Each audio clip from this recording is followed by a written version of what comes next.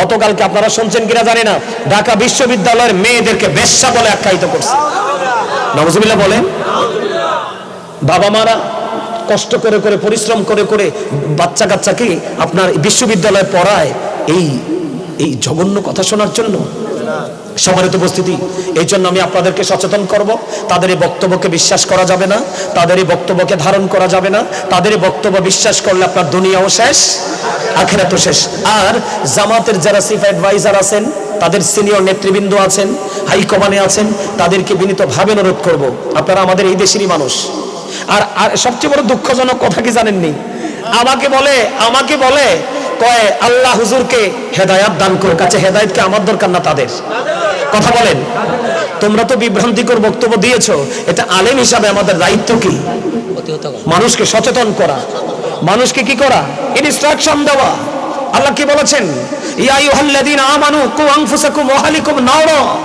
আল্লাহ বলেছেন save yourself and your families from the fire. Allah ইমানদারকে বলেছেন তুমি জাহান্নাম থেকে বাঁচো এবং তোমার আহলকেও জাহান্নাম থেকে বাঁচাও। ঠিক কিনা বলেন? সম্মানিত উপস্থিতি, এখানে জামাতের সমর্থক থাকতে পারেন, দাড়িপাল্লা সমর্থক থাকতে পারেন। আপনারা যদি জামাতকে ভালোবাসেন, আপনি জামাতকে ভোট দেন, আমার কোনো আপত্তি নেই। যারা ধানের শীষকে ভালোবাসেন, তারা ধানের শীষে ভোট দেন। কিন্তু আপনাদের কাছে আমার বিনীত অনুরোধ রইল, আপনারা ইসলাম নিয়ে ছিনিমিনি খেলার অধিকার নেই। আছে? আমরা ইসলাম ধর্মাবলম্বী, আমাদের প্রত্যেকটা জায়গার মধ্যে থাকতে হবে ওই রকম প্রেম, আল্লাহ রাসূলের প্রেম, যেন আমাদের দ্বারা আমরাও গোমরাহ না হই এবং আমাদের আশপাশের মানুষের জন্য গোমরাহ না হয়। আল্লাহ তাদেরকে হেদায়াত দান করুক, সকলে বলুন আমিন। সম্মানিত উপস্থিতি, এই কথাটা কেন বললাম? আজকের সাবজেক্টের সাথে কিন্তু এটা মিল আছে, আছে না? কথা বলেন না, আরো জোরে বলেন। আপনার এই কি জানি বলে, ওই যে ফয়জুল করিমের কথা বললাম, যখন সে বিড়ি খাওয়ার কথা বলল, আমরা কি করলাম? এটার প্রতিবাদ সারা বাংলাদেশের সব আলেমরা প্রতিবাদ করছে।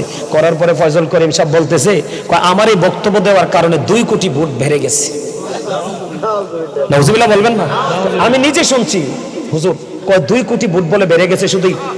তার মানে কি? তারা কি জানি কয় স্মোকিং কি তারা প্রমোট করছে নাকি? এরকম বোঝায় না? স্মোকিং কে তারা প্রমোট করতেছে। সম্মানিত উপস্থিতি, আমরা মুসলমান, আমরা দুনিয়াতে কতদিন বাঁচবো জানি না, কিন্তু মৃত্যু হবে, মৃত্যু আমাদের অনিবার্য। অল মেন উইল ডাই, সকল মানুষকে মরতে হবে। ঠিক কিনা বলেন? আমি আপনাদের সবাইকে বিনীতভাবে অনুরোধ করব, যেই দল ভাল লাগে সেই দল করেন। আপনি আপনার দলের নেতা নিয়ে আপনার মন খোলাসা করে আপনি কাজ করেন, কিন্তু ধর্মীয় অনুভূতিতে আঘাত দিবেন না। আমার কথা কি আপনারা কষ্ট পাইছেন? কষ্ট পাইছেন কেউ?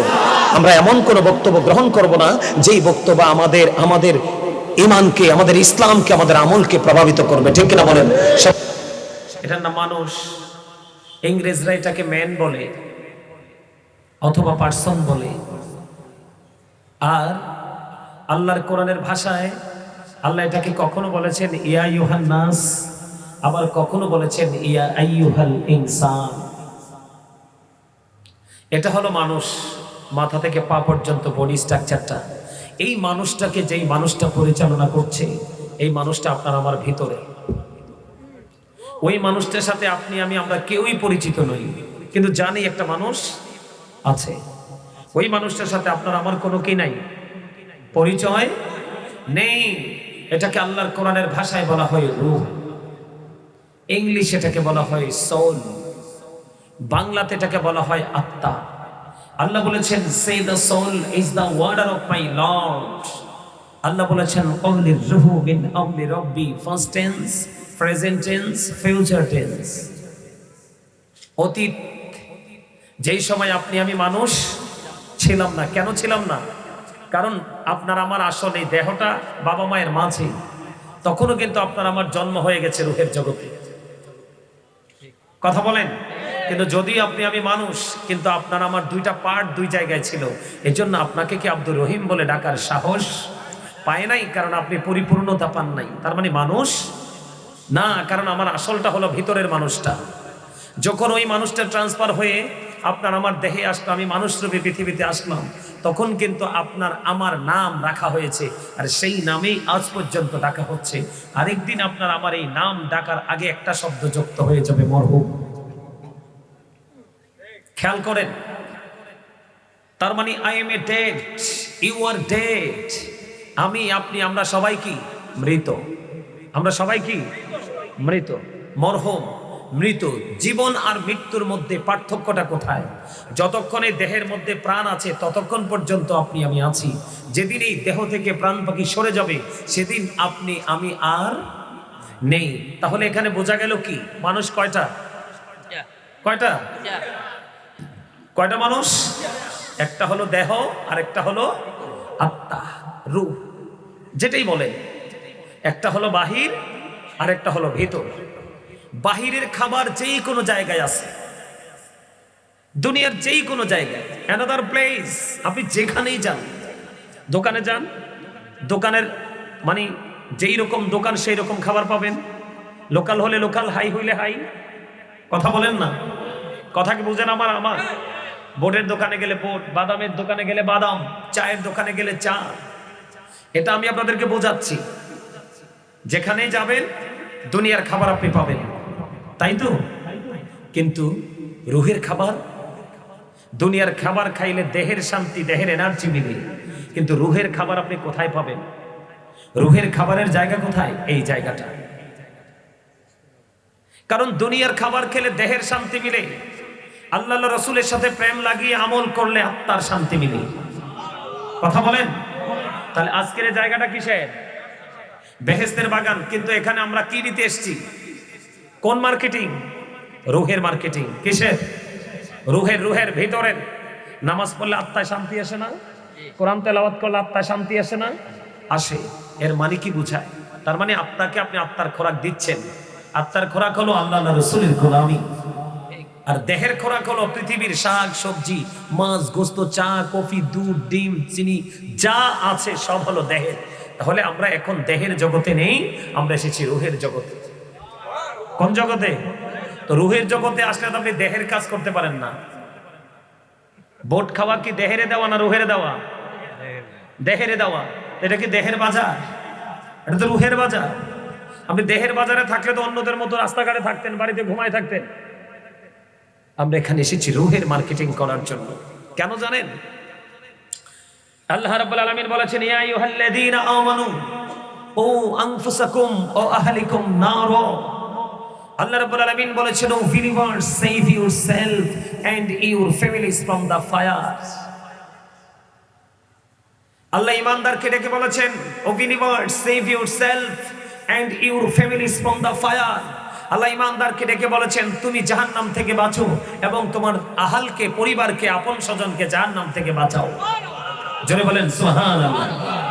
এখন আপনি আমি তো বাঁচার রাস্তা জানি না, আমি আরেকজনকে বাঁচাবো কিভাবে? কথা বলেন ঠিক না ঠিক? আরো জোরে বলেন। আপনি আমি কি বাঁচার রাস্তা চিনি না? জানি। আমরা কি বাঁচার রাস্তা জানি? জানি না। তো এই জন্য আমি আজকে আপনাদেরকে ফিউচার নিয়ে আলোচনা করব। কি নিয়ে? যদিও আমাদের দুনিয়াতে শান্তির দরকার আছে, কিন্তু আমরা শান্তি পাবো কোত্থেকে? এখনকার মানুষ ম্যাক্সিমামই অশান্তিতে আছে। তার প্রথম কারণ হলো মানুষের ঈমান ঠিক নাই। 2 টাকার জন্য, 1 কাপ চায়ের জন্য, একটা সিগারেটের জন্য সে তার ঈমানকে তাৎক্ষণিক বিক্রি করে ফেলে। ঠিক না ঠিক? আর আমল তো নাই। আপনাদের এই এলাকায়, সুবর্ণপুর এলাকায় কি মানুষ নাই? ওরা কোথায়? কথা বলেন, ওরা কোথায়? ওরা মনে করছে এটাই দুনিয়া। নো। আল্লাহ রাব্বুল আলামিন পবিত্র কালামে হাকিমে সূরা আলে ইমরানের 185 নম্বর আয়াতের শেষ অংশে বলে দিয়েছেন, ওয়ামাল হায়াতুদ দুনিয়া ইল্লা মাতাউল গুরুর। এই দুনিয়ার জিন্দেগি, এই দুনিয়ার ভোগ বিলাসিতা একটা ধোঁকা। তার মানে যারা আল্লাহ আল্লাহ রাসূল ছেড়ে তারা শুধু দুনিয়া নিয়ে ব্যস্ত হয়েছে, তারা ধোঁকার মধ্যে পড়ে আছে। এই সুবর্ণপুরবাসীর জন্য আমি একটা মেসেজ দিয়ে যাই, যারা শুধুমাত্র দুনিয়া নিয়ে ব্যস্ত, হাইয়া আলাস সালাহ বললে মসজিদে আসার সময় পায় না। যখন এলাকায় কোনো মাহফিলের আয়োজন করা হয়, আলোচকরা যখন আলোচনা করতে আসে দিনের সম্পর্কে, তারা এই জলসাগুলোতে আসার সুযোগ পায় না। যারা এই দুনিয়ার ক্ষেত্রে, দুনিয়ার কাজ করতে গিয়ে আল্লাহ রাসূলের গোলামির ক্ষেত্রে এক্সকিউজ যারা কি করে দেয়, দাঁড় করিয়ে দেয়, তাদের জন্য ওয়াজ।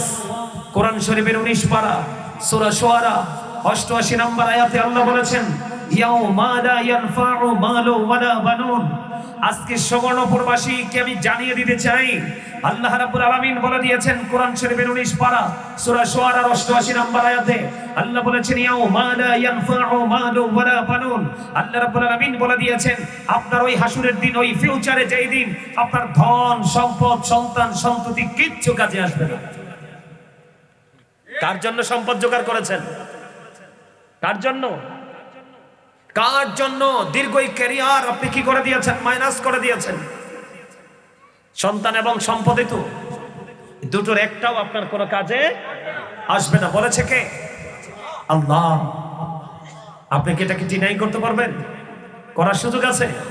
আমি আপনাদেরকে বলি, আজকের এই মাহফিল জুম্মার দিনে যখন খতিব আলোচনা করে যারা ফার্স্ট টাইমে চলে আসে, এই যে দিনের জলসাগুলো হয়, আল্লাহর ওলির দরবারগুলোতে মানুষ যখন যায় ফার্স্ট টাইমে চলে যায়, ওই মানুষগুলো হলো ভেরি ইন্টেলিজেন্ট। আমি বলি তারা অত্যন্ত বুদ্ধিমান। তার কারণ হলো এই জায়গাগুলো বুদ্ধিমান মানুষের জন্য, যারা সেন্স এবিলিটি সম্পন্ন পারসন, তার মানে বিবেকবান।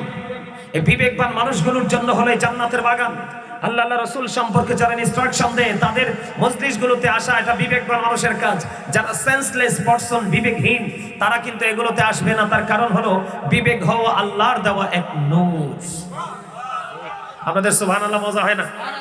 আর যারা বলেন সুবহানাল্লাহ, আরে জোরে বলেন সুবহানাল্লাহ।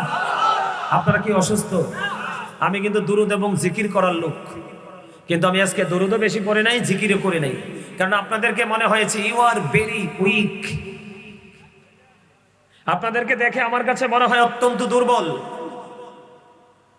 দুরূদ পড়তে পারেন না? কবরে কি নিয়ে যাবেন?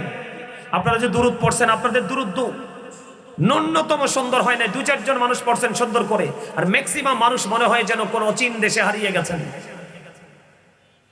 বন্ধুরে আমার, আমার নবী আপনার নবী, দু জাহানের বাদশা নবী, রাহমাতাল লিল আলামিন, তিনি বন্ধু জানিয়ে দিয়েছেন। দাইলামি শরীফের মধ্যে এসেছে হাদিস কানা, হাদিসের রাবী হলেন হযরত আনাস রাদিয়াল্লাহু তাআলা আনহু।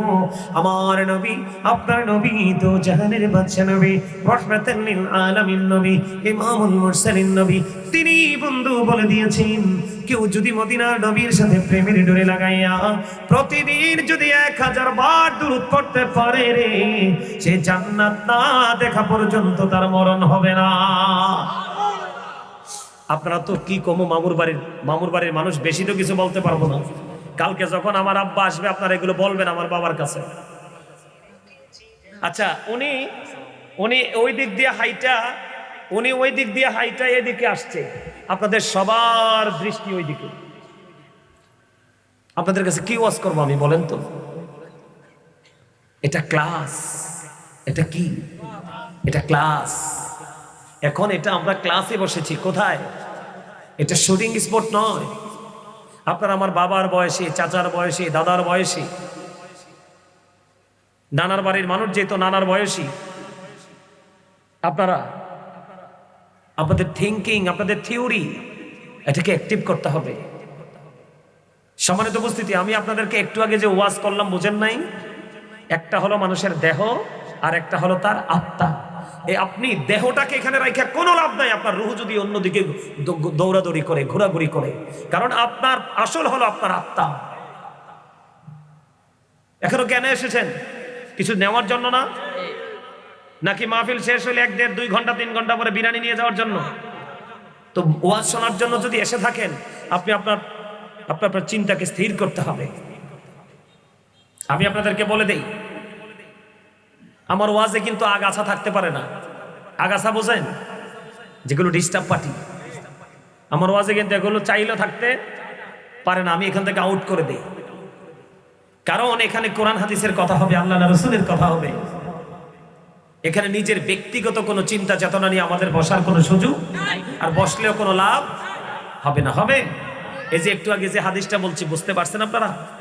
2-1 জন বুঝতে পারছেন, আর বাকি তারা সব হা করে। যেই ব্যক্তি প্রতিদিন 1000 বার দুরূদ পড়তে পারবে, আল্লাহ রাসূল বলেছেন সে জান্নাত না দেখা পর্যন্ত তার মৃত্যু হবে না। এই মধুর হাদিস কিন্তু বলতেছি, কিন্তু আপনাদের চিন্তা কোন দিকে? আরো যারা বলেন আরো জোরে। এই সুন্দর হাদিস শোনার পরে কি সুবহানাল্লাহর আওয়াজ কি এরকম হওয়ার কথা না আরো মধুর হওয়ার কথা? আরো জোরে বলেন না সুবহানাল্লাহ। আরো জোরে। আপনারা যারা আজকে জান্নাতের বাগানে আসছেন সবাই জান্নাতের মেহমান। সবাই কি? সবাই জান্নাতের মেহমান। যারা মানুষ আম বাগানে গেলে আম পায়, জাম বাগানে গেলে জাম পায়, কাঁঠাল বাগানে গেলে কাঁঠাল পায়, আর জান্নাতের বাগানে আসলে মানুষ কি পাবে? জান্নাতি ফল। জোরে জোরে কোন সুবহানাল্লাহ। কি ফল পাবে? জান্নাতি ফল। আর জান্নাতি ফলের মধ্যে এক নম্বর ফল হলো সুবহানাল্লাহ।